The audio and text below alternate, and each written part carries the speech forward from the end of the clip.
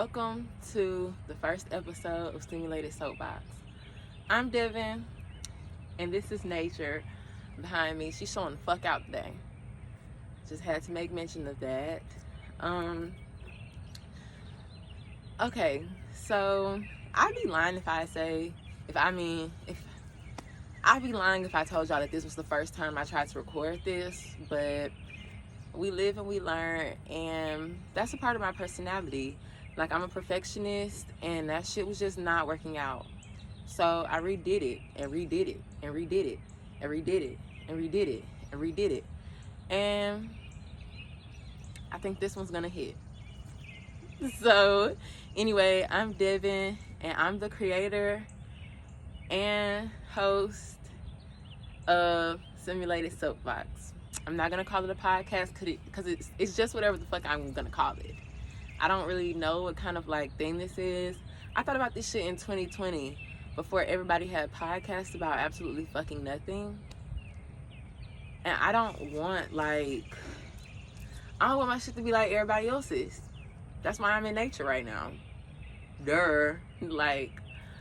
And that's actually what I wanted to talk about. Being myself. And I'm 21, so I want to talk about what that feels like for me. Because I've been going through a lot of shit lately, and it's because I've been being myself. And I'm realizing now a lot of you niggas is not yourself. Even when you think that you're the realest version of yourself. Even when I be thinking that y'all are, or other people are thinking that y'all are the realest versions of yourselves, y'all aren't. Because self-reflection, I think, is the biggest part of all of this. And so this is what I've learned about being myself. And also, like Frank Ocean saying, I be stuttering sometimes. If you talk about my stutter, I'm coming for your fucking mom. If you talk about my stutter, I'm coming for your mother, nigga. Anyway, let me put my shades on because shit finna get real. But being myself, that shit has been hard lately, because when I being myself, that means a couple of different shit from what it looks like when other people are being themselves. I'm a real ass bitch, and I understand that I make a lot of mistakes, but I try my hardest to avoid making mistakes. And I also try to, be courteous and kind to everyone who I have to be, fucking with and stuff. And it's lately, I just been realizing niggas do not actually appreciate when you're real with them. And this goes for all types of relationships. Familiar, romantic, and platonic. I have started to stand my ground and set boundaries in my family, and that shit gets a little complicated sometimes. I don't know how to explain it, but it gets a little complicated sometimes. Your family, they expect you to be like how you were when you're young and you're impressionable, but I'm not fucking impressionable no more. As a matter of fact, I stopped having role models and shit after, I can't tell you, but that shit is very scarce, and it consists of bitches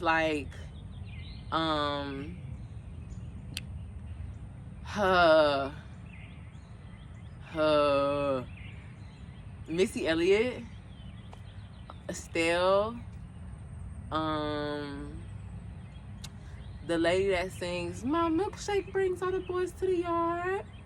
I can't remember what her name is, but her too. Those are the people who I look up to, because they're all very individual, and they very much stand on who the fuck they are, and they have morals that are good. They stand on that shit too. And that shit is hard to do in the real world, when you're not rich as fuck. It's hard as hell to do when you're not rich as fuck, because all I really have to lose is the people who I love and the people who I've created a relationship with. Because at the age I am now, I'm still creating things for myself. I'm still trying to, become that bitch. It takes time to do that shit. I don't care what Sky Jackson is doing. I love her to death. But I'm just saying, like, it'll never be that easy for a regular schmegular girl who hasn't gone into childhood acting and shit like that. Like, it'll never be that easy. So I'm trying to take my time on that and still maintain authenticity because, like, ooh, shit. Like, it's so many things. There's so many levels to this that I want to talk about. Okay, let's break it down. So we're talking about familiar. And so when I'm setting boundaries for people who see me as a grown-up and who's impressionable, and I'm like, I can't be impressed, like, you know, it's like now they're like, oh, Devin's disrespectful. I don't really fool with Devin. But the thing is, I've set a lot of boundaries in my life that I don't fuck with not none of my family, but a lot of my family, no, I don't fuck with them. And I love them.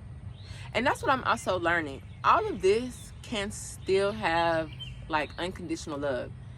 I don't have to be in your fucking face. I don't have to talk to you every day. I don't have to be doing this, that, and that to show and express my love to you. Or just have love for you. I don't have to show it. Or just real niggas know what I'm trying to say. You don't have to be in nobody's face overstepping your boundaries to express your love for somebody. And that's some shit I'm learning how to do. And it started with my family because I'm not even the oldest, but I had a lot of responsibilities put on me when I was a kid. And that shit do something to somebody, like, especially a woman of color. And we was not really, like, upper middle class too. So, you know, like, the vibes was not really there. So I had to adjust and assimilate very early. I didn't want to do none of that shit. None of that shit. I was not even who I wanted to be because of, like, my expectations in my family until after college, like, when I left them, like, when I didn't actually see them and care about how they saw me anymore, for me to actually think, like, oh, I don't deserve to have that shit happen to me. Oh, I can change that shit about me. Like, oh, this could not be all that it is, you know? And so that's what I'm trying to do. And it started to work. Like, it's starting to work. And the people who actually have unconditional love for me show up for me. I have a great relationship with my dad and shit now because he's a real ass nigga and he knows how to take constructive criticism and change his behavior. And so like, a lot of the boundaries that I'm setting for myself, he's respecting. And so I'm starting to respect him more, like, because I can't sit here and lie and say I was the most respectful child in the world and I did everything that my parents wanted me to do. Fuck no. But I was doing the best that I could with the feelings that I had and the responsibilities that I had to maintain. I hope that makes sense to somebody. And so, like, yeah, my relationship with my father actually has helped me, like, start demanding more for myself because, like, having a great dad, having a fucking dad that actually likes spending time with you really does change your perspective. Having parents that prefer to spend time with you. Like, me and my mama, we're not really cool for some shit that I like to get into with everyone who watches and subscribes to my channel for more. Anyway, we'll get into that later. But, like, I have, like, a okay relationship with my father because, like, he's hearing me now. He not just being like, oh no, you need to try to do this, you need to be like this, you don't need to wear crop tops and shit like this, like, you don't need no tramp stamp, because I have a tramp stamp. Would y'all like to see it? Ooh. I got a lot of tattoos and he don't like none of that shit. My dad don't have tattoos and he know that. My father knows that I participate in cannabis. He accepts that about me now rather than trying to change it. Like, and that's some shit that I can respect about him. And so it makes me want to also respect the things that he respects. Like conservative, like, behavior. Shit like going to church every Sunday. You know, like, disciplining your life. I respect that and I like to show up for shit like that in my life too. So then I started going into my platonic. Platonic was the hardest. So we'll keep that for last. So my romantic relationships, that shit wasn't hard. I'm not really somebody, like I said, I have a fucking father. So it's like, if a nigga's not doing what I want him or need him to do and, like, behave like, I'm not going to pursue it with any kind of interest and it will just fall off. I don't know how. He might be like, I hate you, you don't deserve to live, or he might just not talk to me, or he might be like weird and try to ghost me and then come back in my life and then ghost me and come back in my life. But I don't play that shit. Like, I have a father.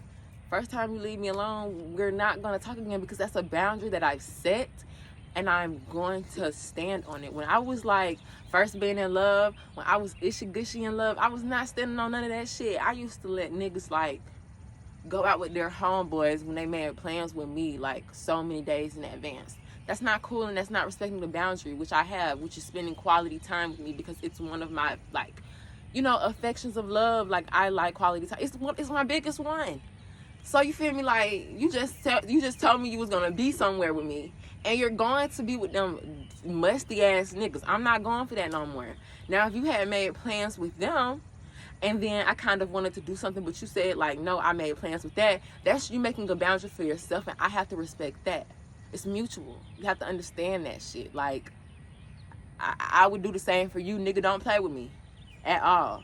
So yeah, like, I don't talk to niggas at all no more. I'm looking for the love of my life though. If you think you could be one, if you think you could be him or them, like, you know, just let me know. Let me know if you think you could be the love of my life. I will evaluate you very intensely and very critically, and then we will go from there. Okay, moving on. Like, I don't talk to niggas at all. It's really that easy, because like, niggas is just not showing up. They overstepping all you bitches boundaries, and y'all are letting them. And it's not because it's not really your fault. Men are manipulative, but then again, we have to hold some accountability for how we want to be treated and how we allow people to treat us after we decide how we want to be treated. Hello, sprinkle. Also, misogyny is rooted in a lot of shit, and I don't want to participate in that. I'm seeing a lot of misogynistic shit, anti-black shit too, and it's in like dating in the black community. I don't have time for that shit. I want to be with a partner who sees me as like a person, because I'm gonna want to be with a person. I don't want to be with like and I also don't want to be, I just want to be with somebody who is my person, who is my somebody. I don't give a fuck about none of that stuff.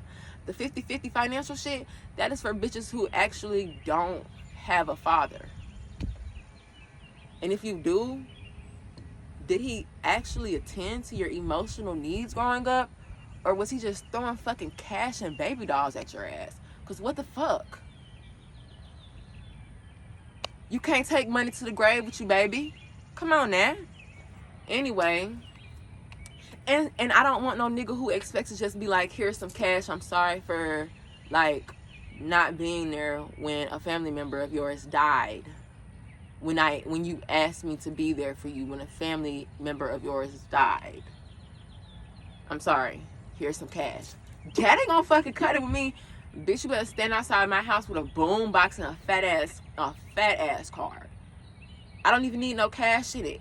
The card needs to be fucking homemade. You need to have all your homies in the back, and it better make me cry. It needs to be a soundtrack of shit that I'm emotionally attached to, and then we cool.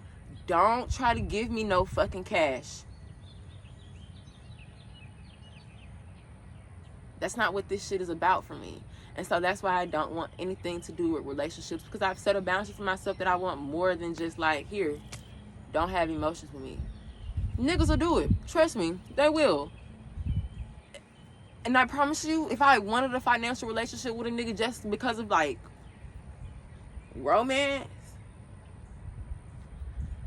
So moving on. Basically, I also wanted to talk about platonic boundaries.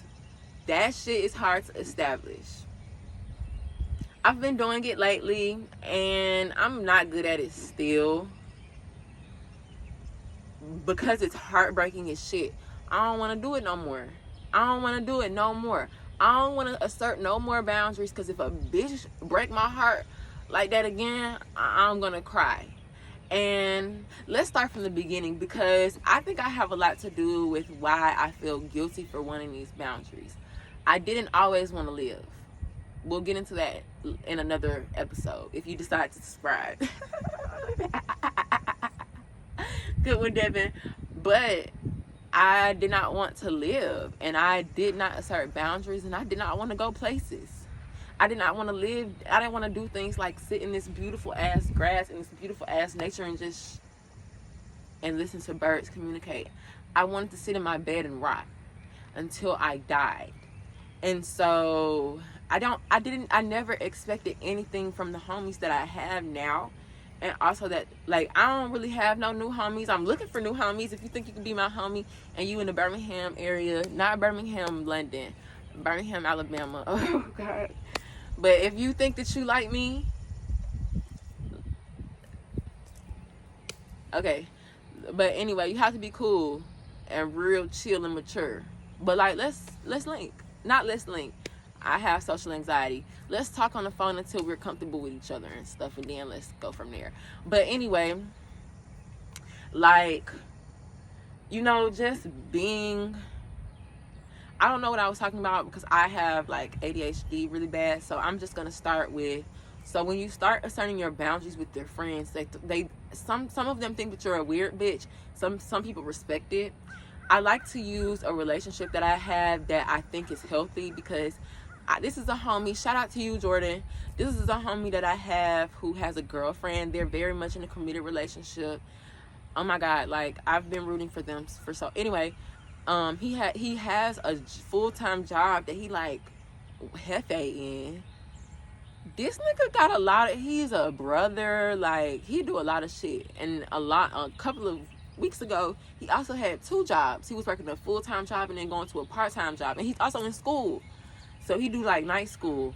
And like, he was still making time for me, like, to see me, to link up. Like, me and his girlfriend and him would link up and stuff like that, and I would appreciate that because I'm like, damn, I don't talk to none of my other homies. No shade to none of my other homies, but like I said, I'm trying to take accountability for why my other homies don't be doing the shit that he's doing.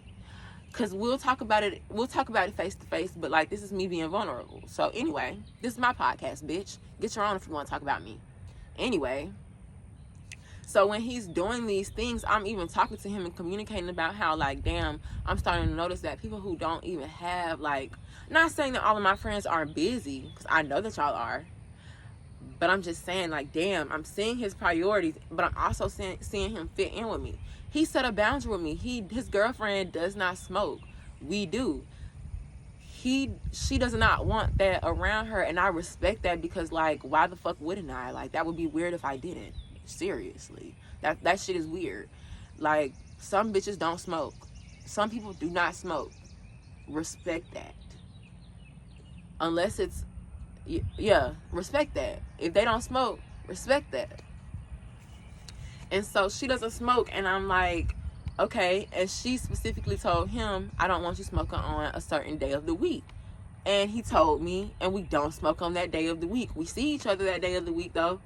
Me, him, and his girlfriend, we do something together that is, you know, inclusive of all of us. And I'm like, damn, it's actually really that easy. It doesn't even feel like he's respecting my boundary, which is spending quality time with me, being like present in my life. And I'm respecting his boundary, which is doing the things that is comfortable with his girlfriend and that's also, like, you know, chill with him. That shit is really that easy. And I encourage everybody who watching this shit to evaluate, like, what the fuck is going on in your life. Because, like, that shit might be bonkers and you might want to check that shit. Seriously.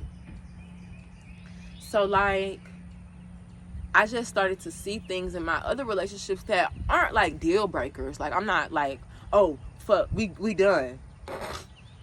But I'm like, oh, this shit could get bad. Once we get 35, I'm going to get sick of this shit.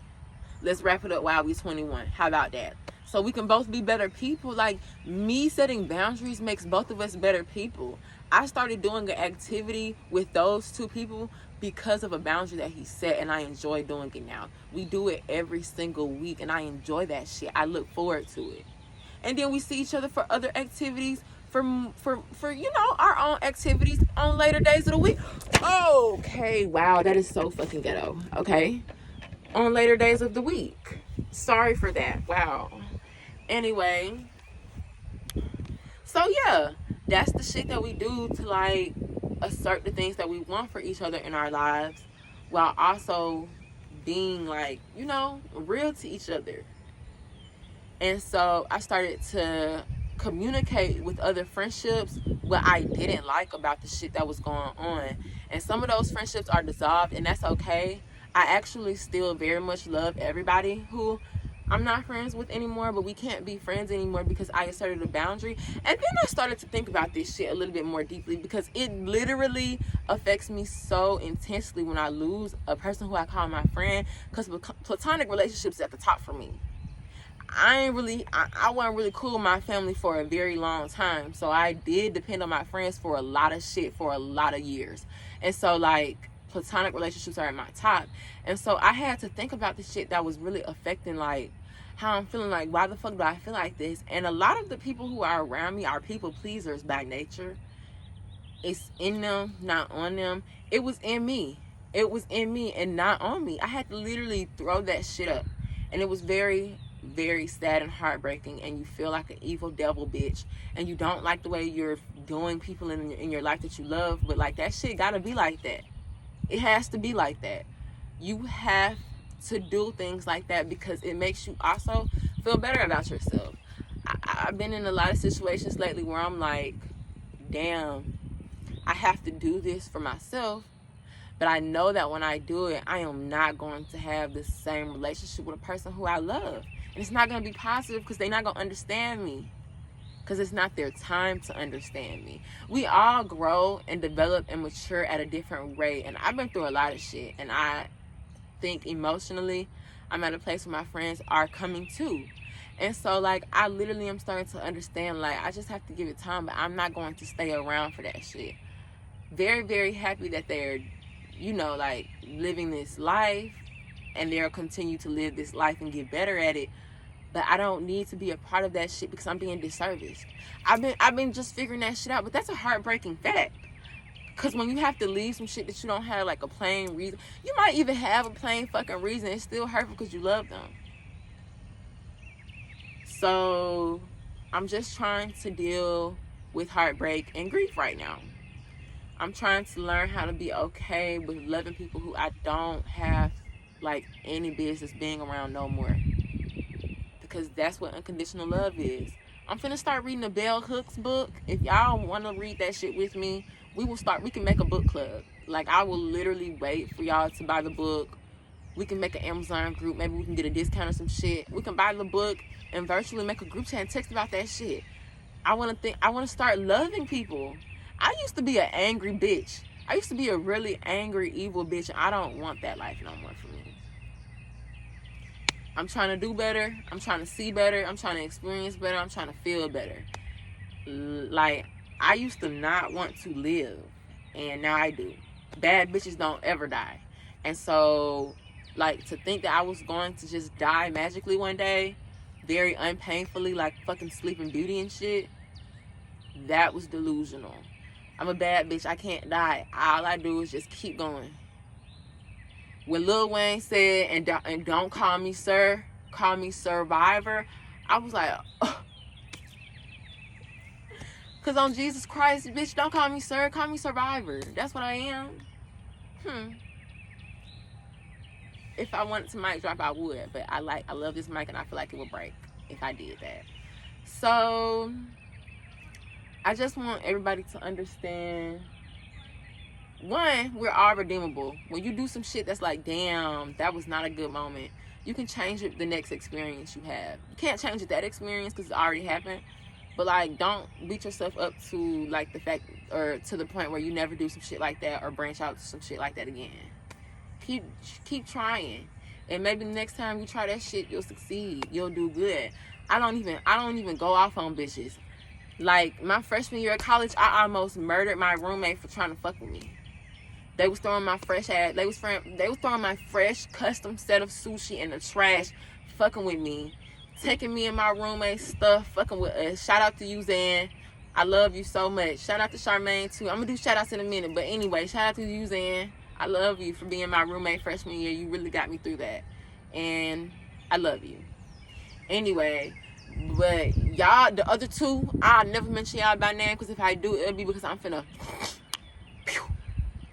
But they was fucking with me, and she almost got dealt with, and I almost went to jail for capital murder. Anyway, I don't do none of that no more. I say, I don't think you're listening to me. I don't think you're talking to me. I'm really trying my hardest to be like, with you, but you right here, and I don't want to go right there. Because if I go right there, I'm going to crack this motherfucking bottle and, you know, like, let's chill. I'm not the fucking one. I'm very loving. I care about everybody on earth. But bitch, you will. Just please, let's be cool with each other. But it took me a lot to get there. Like, I still haven't got there yet. It really didn't take me nothing. Like, if I seen an issue, I was gonna solve that shit right then. But I wait and I observe and I try to resolve. And when niggas don't hear you, so you don't go to jail for capital murder, you walk away. You let that shit go. Because I'm a bitch who don't let things go, because when I do let it go, I actually don't have any emotional attachment to it, and I will not feel anything. I'll be emotionally numb, and there won't be anything you can do about it. But sometimes I gotta let it, like Lil Wayne said in Solange's fucking song, you gotta let it go before it gets up in the way. Let it go, let it go. I'm not gonna be mad anymore. Simple as that. And so I just walk away. People sometimes don't understand. You have to communicate with people to resolve things. Shout out to my homegirl for sending the sun on me. I thought it was gonna rain on me, because I just needed at least a girthy full length video to talk about what I had to talk about. And it was looking like it was gonna rain on me, and my homegirl showed out. This is the sun right here, literally peeking through the clouds just for me. Just for me. I love y'all. All of the people that are in my life and contribute to everything that I do that is familiar. If you one of my my booze and stuff like that, and we was cool with each other, thank you for teaching me a lesson to never be with a nigga like you. And if you one of my friends, thank you for being one of my friends. I really do depend on y'all for a lot of shit. And I'm learning to not expect so much from y'all, because y'all are human. Just like I'm trying not to expect so much from my grandma. My mother, she is not a superhero. She's a human being. And if you're a black person, I encourage you to start looking at your mother like a human being too, because she's not a superhero. Let's start seeing our black women that are mothers as human beings who have needs, who have things that they should get because they are needed, and they should be taken care of as such. I don't give a fuck. Argue with your mammy, bitch. And oh yeah, I want y'all to also start looking into why a lot of black children are going missing, just in all kinds of places. It'll never be that small that children are just running away because they're delinquents. Sorry. And I also want to say, I'm not going to say it yet, because I have a lot of opinions and they're really strong. I don't want to stand 10 toes down just yet. I will be doing that shit very, very soon, but I want to take this time to shout out the people who I love the most. My mom, my dad, Harry, my grandma, Janaya, my best friend. Janaya is my best. I'm just doing them parentheses. Jordan, Bo, Charmaine,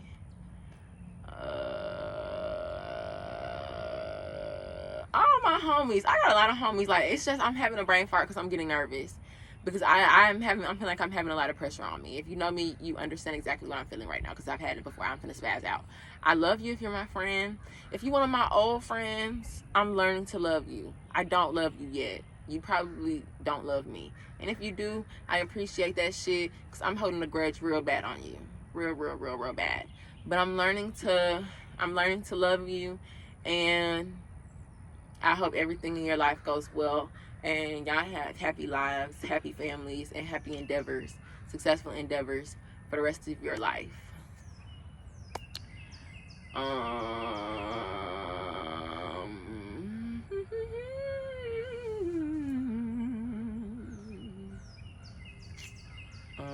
Khalees.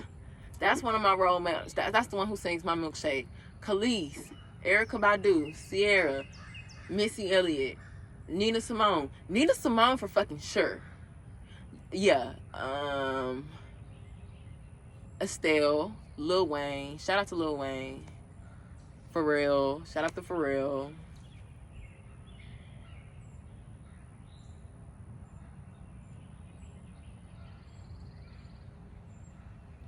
yeah, I don't look up to nobody else.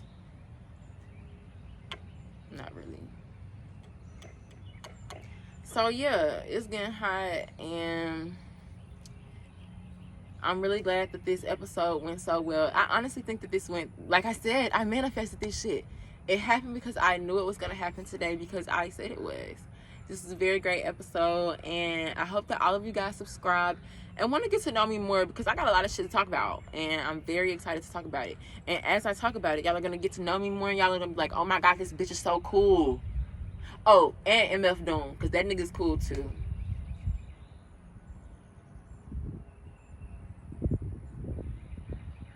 Okay.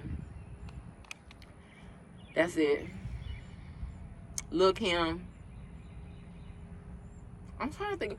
I keep doing this because I have like ADHD really bad, and it's just like, oh, before we leave, let's get my outfit. That's gonna be how I walk off.